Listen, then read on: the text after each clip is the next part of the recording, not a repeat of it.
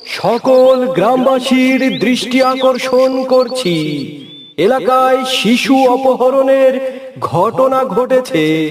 আপনার সন্তানদের একা বাইরে যেতে দেবেন না এবং কোনো সন্দেহজনক ব্যক্তি দেখলে দ্রুত স্থানীয় প্রশাসনকে জানান। কি যুগ যে এলো, দিনের পর দিন শুধু বাবা মায়ের টেনশনই বাড়ছে। হে আল্লাহ, তুমি রহম করো। মাইকিং শুনে ফাতেমার বাবা দুশ্চিন্তা নিয়ে বাড়ি ফেরে। আসসালামু আলাইকুম। ওয়ালাইকুম আসসালাম। আপনাকে এমন দেখাচ্ছে কেন? কিছু হয়েছে? চারদিকে মাইকিং করছে, শোনোনি? শিশু অপহরণের ঘটনা দিন দিন বেড়েই চলছে। এসবে কি আর ভালো থাকা যায়? হ্যাঁ, আমিও তো তাই ভাবছি। মেয়েটা একা একা স্কুলে যায়, আমি ওর সাথে যেতে পারি না। আর তুমিও তো কাজে চলে যাও। কাজ না করলে সংসারটা চলবে কিভাবে? আর তুমিও তো ওই বাড়ির গরু ছাগলগুলোকে দেখাশোনা করো। এগুলো ছেড়ে কি আর তুমি যেতে পারবে? দুশ্চিন্তা করবেন না, আল্লাহ ঠিক আমাদের মেয়ের হেফাজত করবেন। হ্যাঁ, আল্লাহর উপর ভরসা। তুমি ওকে একটু সাবধান করে দিও, যাতে অপরিচিত কারো সাথেই না যায়।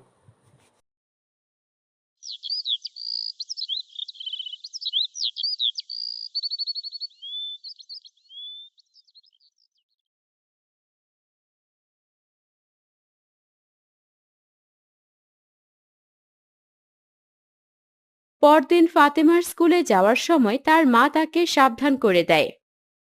মা, আমি স্কুলে গেলাম। শোন মা, এদিকে একটু শোন, তোর সাথে কিছু কথা আছে। উফ মা, তাড়াতাড়ি বলো, কি হয়েছে? আমার দেরি হয়ে যাচ্ছে। শোন মা, স্কুলে যাওয়া বা আসার পথে কেউ যদি তোকে ডাকে, তাহলে সেখানে যাস না। কিছু খেতে দিলেও খাস না। কে আবার আমাকে কি খেতে দেবে? তুমি শুধু শুধু চিন্তা করছো।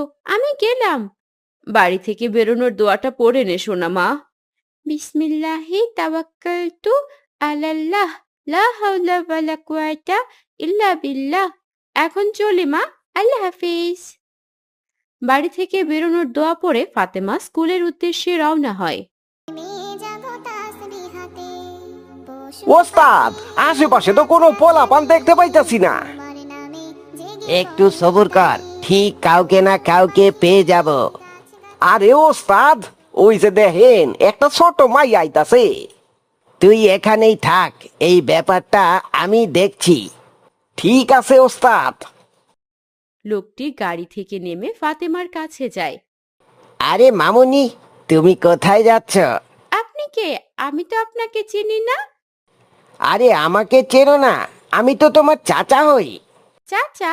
কিন্তু আমার বাবার তো কোনো ভাই নেই। আরে তুমি আমাকে চিনবে কিভাবে? আমি তো তোমার বাবার দূর সম্পর্কের ভাই। তোমাদের বাড়ি যাওয়া হয় না তো, তাই তুমি আমাকে চিনছ না। আমি এখন স্কুলে যাব আঙ্কেল, আমার পথ ছাড়ুন। স্কুলে যাবে? বাহ, ভালো তো। তাহলে চলো, আমার গাড়িতে করে তোমাকে স্কুলে দিয়ে আসি। না, কেন? আমি একাই যেতে পারবো। আরে একা যাবে কেন? আমি তোমার চাচা আছি না। চলো চলো, তোমাকে গাড়িতে করে রেখে আসি। আমি যাব না বলছি তো, আমাকে কেন বিরক্ত করছেন? আমার রাস্তা ছাড়ুন। আরে আরে আরে, ওই তুমি বড়দের কথা শুনছো না কেন? আমি না তোমার বড় হই? না, আমি আপনার সঙ্গে যাব না। মা বলেছে অপরিচিত কারোর সঙ্গে না যেতে। আপনি আমার পথ ছাড়ুন। চলো চলো, আমার সঙ্গে চলো। না, আমি যাব না তো বলছি, যাব না। কি, তুমি আমার সঙ্গে যাবে না? এই হাসমত, এদিকে আয় তো, একে গাড়িতে তোল। দুইজন অপহরণকারী ফাতেমাকে জোর করে গাড়িতে তোলার চেষ্টা করে, আর ফাতেমা জোরে জোরে চিৎকার করতে থাকে। বাঁচাও, বাঁচাও, কে কোথায় আছো? আমাকে বাঁচাও, আমাকে বাঁচাও। এই হামজা, দেখ ওখানে একটা মেয়ে চিৎকার করছে না? হ্যাঁ রে, তাই তো। ওখানে আমার একটা বড় গাড়িও আছে দেখছি। ওরা অপহরণ করছে না তো? সর্বনাশ, আমারও তো তাই মনে হচ্ছে। চল হামজা, আমরা মেয়েটাকে গিয়ে বাঁচাই। তুই কি পাগল হয়ে গেলি নাকি? ওদের কাছে যদি অস্ত্র শস্ত্র থাকে, আরে ধুর, কিচ্ছু হবে না, চল তো। তাহলে তো আমাদেরকে এই খুন করে ফেলবে। না না বাবা, ওখানে যাওয়ার দরকার নেই। ওটা তো তোর বোন না যে ওকে বাঁচাতে হবে। এই ঘটনা যে তোর বোনের সাথে হবে না বা আমার বোনের সাথে হবে না, তার তো কোনো গ্যারান্টি নেই। একদিন হয়তো আমাদের বোনও এভাবে চিৎকার করবে। আমি লোকজন ডাকতে গেলাম, তুই এখানেই থাক। দাঁড়া, আমিও তোর সাথে ওই লোকজন ডাকতে যাব। চল। হামজা এবং আব্দুল্লাহ চারপাশের গ্রামবাসীদের ডেকে আনে। গ্রামবাসীদের দেখে অপহরণকারীরা ভয় পেয়ে যায়। তারা ফাতেমাকে ছেড়ে দেয় এবং গ্রামবাসীরা অপহরণকারীদের পুলিশে দিয়ে দেয়। আব্দুল্লাহ এবং হামজা ফাতেমাকে তার বাড়িতে পৌঁছে দেয়। বাড়িতে পৌঁছে ফাতেমার সব ঘটনা তার মাকে শোনায়। তোমাদের অনেক অনেক শুক্রিয়া বাবা, তোমরা না থাকলে যে কি হতো। এভাবে বলতে হয় না চাচি, আল্লাহ পাক ছাড়া কেউ তাকে উদ্ধার করতে পারতো না। আমরা তো উপলক্ষ মাত্র। ঠিক বলেছ, আল্লাহর দয়ায় আমার মেয়েটা রক্ষা পেয়েছে। নিশ্চয়ই আপনার মেয়ে কোনো আমল করে বের হয়ে গিয়েছিল, এজন্যই আল্লাহ পাক তাকে হেফাজত করেছেন। হ্যাঁ, আমি তো রোজই বাড়ি থেকে বের হওয়ার দোয়া পড়ে বের হই। নিশ্চয়ই এই জন্যই আল্লাহ আমাকে হেফাজত করেছেন। এটা খুবই কার্যকরী দোয়া। কেউ বাড়ি থেকে বের হওয়ার সময় দোয়া পড়লে আল্লাহ পাক নিজে তার দায়িত্ব নিয়ে নেন। তাহলে আমি এই দোয়া কখনো ছাড়বো না। সব সময় বাড়ি থেকে বের হওয়ার আগে এই দোয়া পড়ে বের হব, ইনশাআল্লাহ। ইনশাআল্লাহ। ভিডিওতে কুইজের সঠিক উত্তর দিয়েছে তাহমিদ, ফারিয়া, নীরব, সুমাইয়া, তাজকিয়া, তৌসিফ, নওরিন ও আরো অনেকে। আজকের কুইজ হলো আরবি হরফ কয়টি? আব্দুল্লাহ একসময় ভালো শিক্ষার্থী ছিল, কিন্তু অভাবের তাড়নায় এখন সে পকেট মেরে দিন যাপন করে।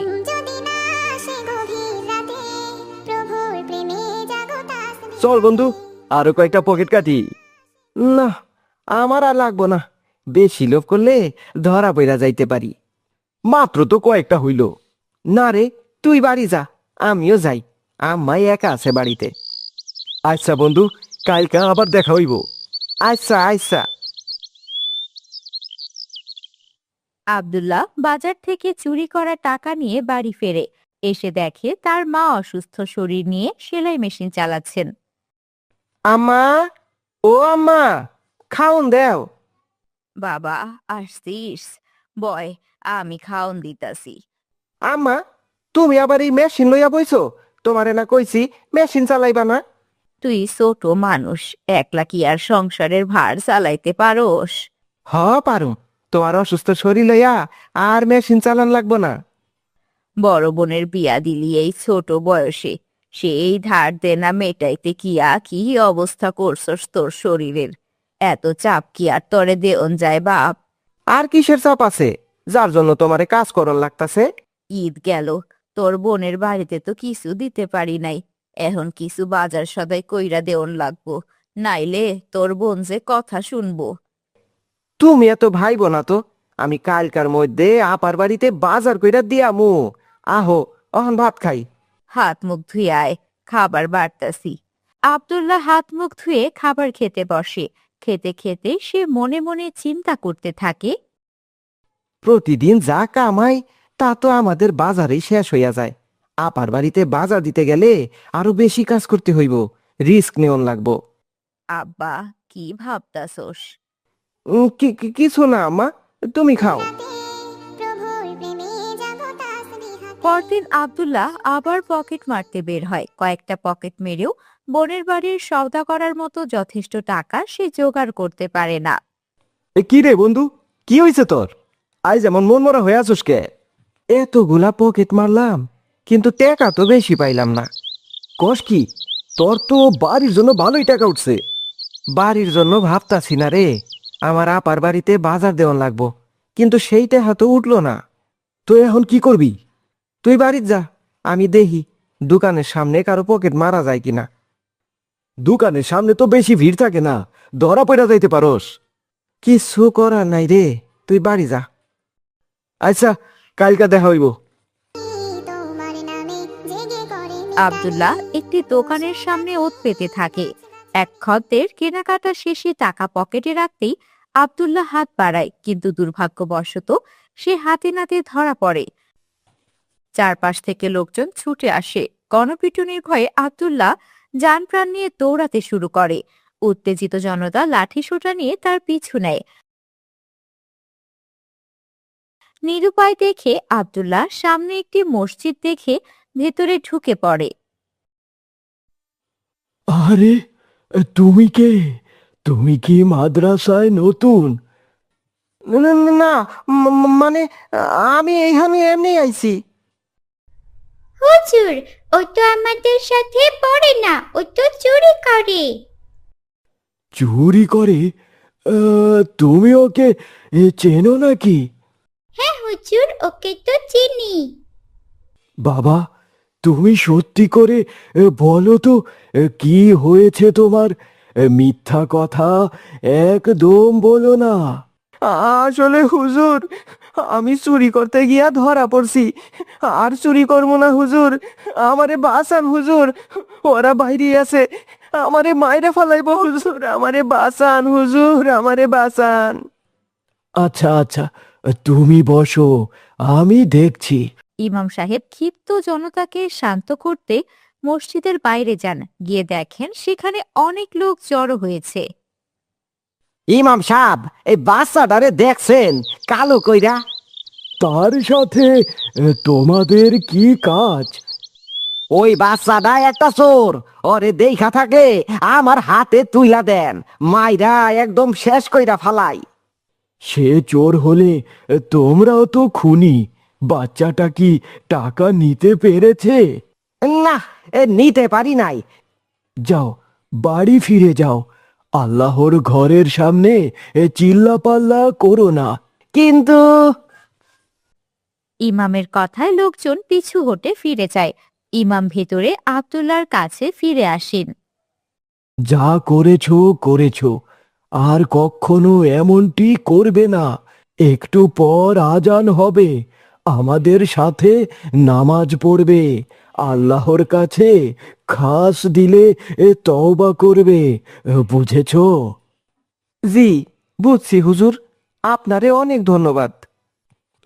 ধন্যবাদ দিতে হয় না, শুকরিয়া আদায় করো। আর কেউ একজন গিয়ে দেখো তো, মুয়াজ্জিন সাহেব এখনো আসছে না কেন? হুজুর, মুয়াজ্জিন দাদুর বাসার পাশেই আমার বাসা। উনি তো অনেক অসুস্থ হয়ে পড়েছেন, আসার সময় শুনলাম। ইন্না লিল্লাহ, তাহলে তো মুসিবত হয়ে গেল। এখন আজান দেবে কে? হুজুর, আমি কি একটা কথা কইতে পারি?